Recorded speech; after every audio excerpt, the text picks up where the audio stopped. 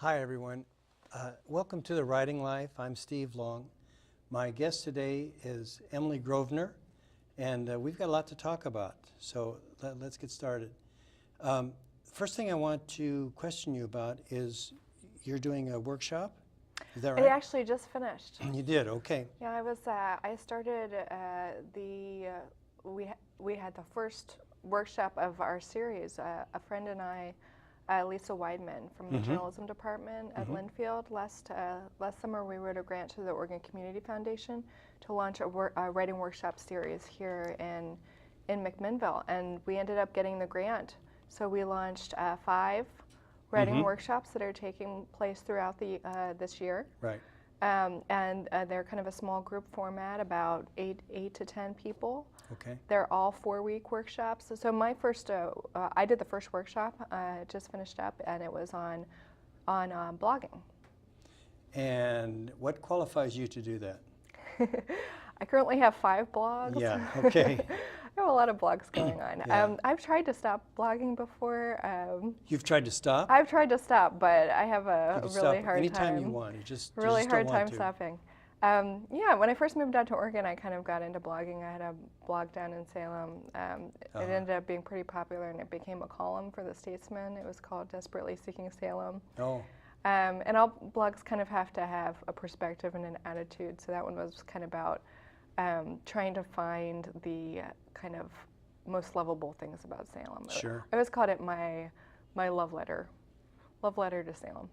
So I suppose that you measure the success of a blog by followers.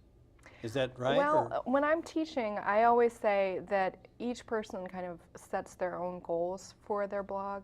Everyone has a different reason that they come to blogging. Some people just want a regular writing practice.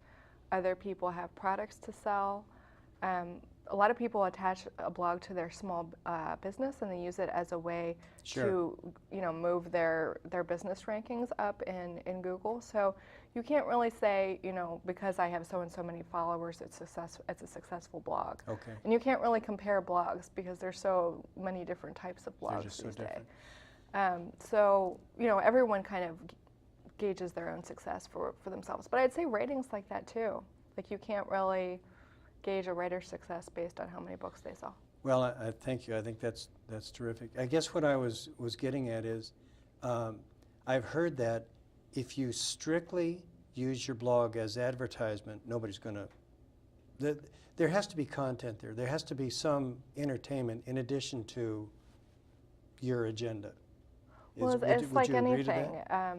You have to give before you can expect to get. So when you're writing a blog, ideally you'll be doing it for readers.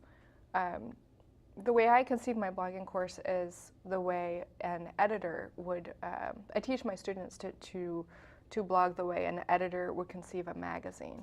So if your magazine is, all about Emily all the time, well, that has an audience of 1. Sure. Right? And then probably not even my mom would read that blog.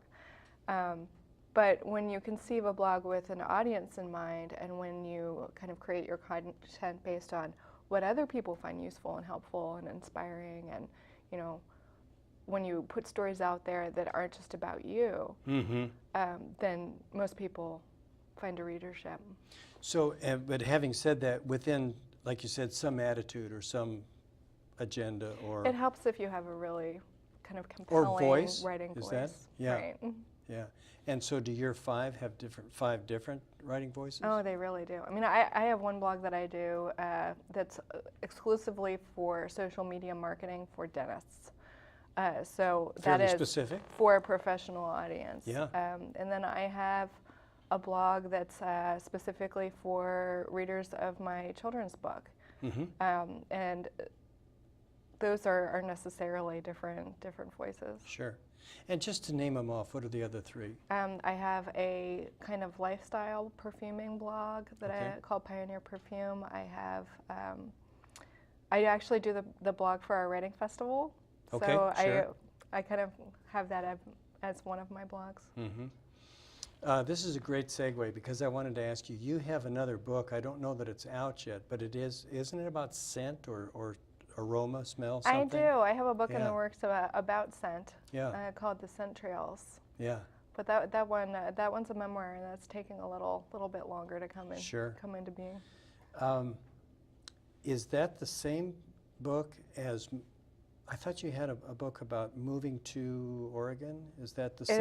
is. That's the same one, okay. It is. Yeah. And you talked about social media, and we're here a little bit earlier than I had intended, but I followed your Kickstarter campaign, and I can't imagine anyone doing it better. Oh, You thank just you did so it, much. well, I mean, and you were as successful as anybody. But I would, I guess, put it out to the audience, and with your permission, if somebody wanted to duplicate that, if somebody had questions about that, would you be willing to Oh, speak absolutely. And I've already started hearing from people actually. Yeah.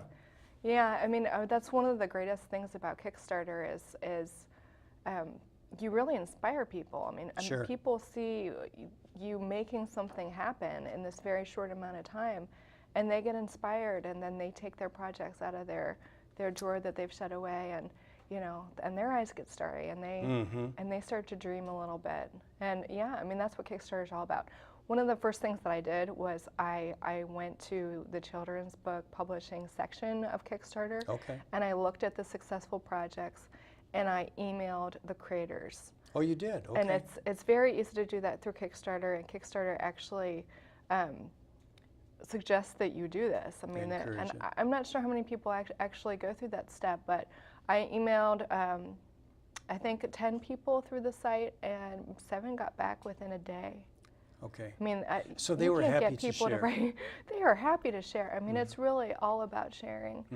But it's also about giving back. Like, I took the information that I got, and I turned around and I wrote a blog post on my website, thanking them, telling people about their books, and sharing the information that they shared with me. Okay.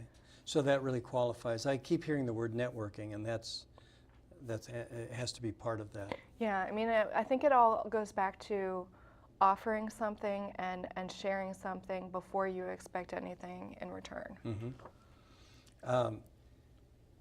I had a successful Kickstarter campaign, Right. and I was really naive, but it was one of the thrills for me was I got a pledge from somebody in Italy, who I didn't know, and of course it turns out that it was a friend of a friend of a friend. But I remember on a Sunday evening, sitting in my pajamas at the computer, trying to contact this person, and I got an address, and so through Google Earth, I was able to zoom down and zoom down and zoom, and here on a Sunday night, I was looking at the cobblestone street that she lived on. And you can go down. It's such a fun world that we live in. It's really amazing. I had a backer come through. My book's character, her name is Tessa, and I had a backer come through whose name is Tessa, and it was a woman who was interested in math and pattern. So it's pretty much the single person It's who your my Tessa book was grown made up. for. Exactly, Yeah. exactly. Well, I don't want to run out of time here, so let's get to Tessa. Sure. Tell us where you came up with the idea, how it evolved, what it is now. So I guess in a 4th grade gifted class, I learned about tessellations. Tessellations is a mathematical concept, and it refers to patterns that are interlocking the same shape over and over again with no spaces in between them. So if you've ever seen like a houndstooth jacket, Sure. houndstooth is a tessellation. There are 3 shapes that tessellate: squares, triangles, and hexagons. Okay. So I'm obsessed with names, and I can't stop kind of turning them over in my head. So, I know a lot of people with a little girl's name, friends who have little girls named Tessa, and I always tell them, oh, Tessa is asset spelled backwards, right? So, when you are constantly flipping things around in Sure. your head, and at some point, the inspiration comes, and you're like, oh, Tessa, tessellation. So I knew I wanted to write a book about a little girl named Tessa who kind of gets lost in the patterns of a tessellation. So it's kind of like it's part math learning book, Sure. but it's also about fundamentally children's need to get lost and then also be Oh, found. great. Well, I was going to ask you, is there some, in addition to exposing the reader to this concept, what is her adventure? If I don't give away, or you don't give away Sure, too no, much. I mean, it's, the book is actually out there. I mean, I've put little videos out there. Sure. That's the amazing thing about the internet is, I mean, we feel like we have to keep these things close to the chest. But the more people experience a product, the more they can connect with it. So what was the question? Her journey. Okay, so Yeah. she starts out in the kitchen with her mother, and she's baking a pie, and at some point she gets sent outside to play in the backyard, and it's basically a classic mom calling for the daughter kind of lost in her own world story. Sure. So as the mom is calling for her, she kind of gets lost in the patterns of nature. She's really mesmerized. So she gets lost in a beehive. She gets lost in kind of the backs of turtles. And so the book features 7 full-page tessellations, Okay. which are all based on kind of natural motifs like turtles, bees, fish, butterflies. And then thought eventually her mom comes out and Yeah. finds her. So earlier you were talking about the geometrical shapes that are tessellated, Exactly.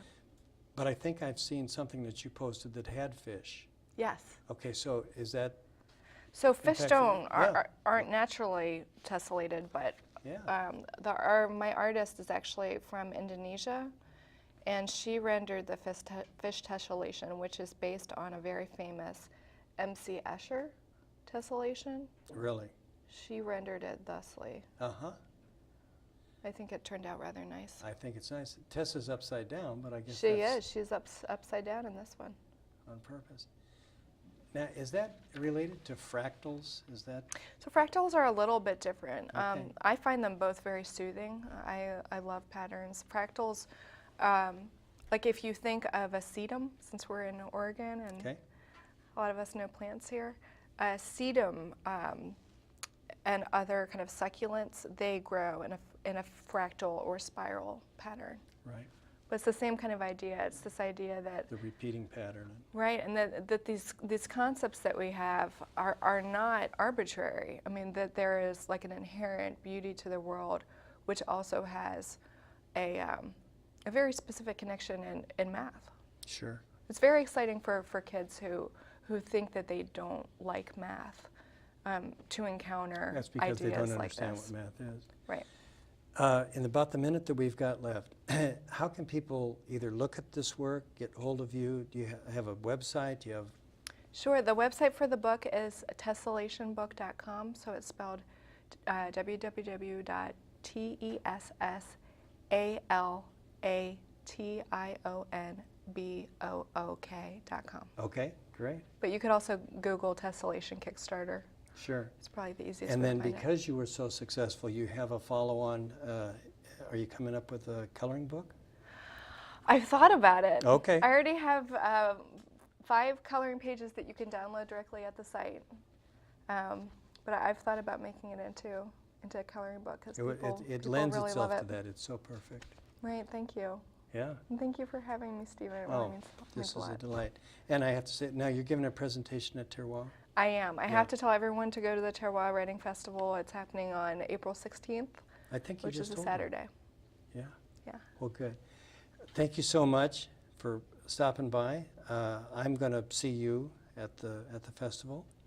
And folks, if anybody wants to get hold of me, I would love to hear from you, and particularly with ideas for a show, guest suggestions, or just to say hi. So that's The Writing Life. Thank you.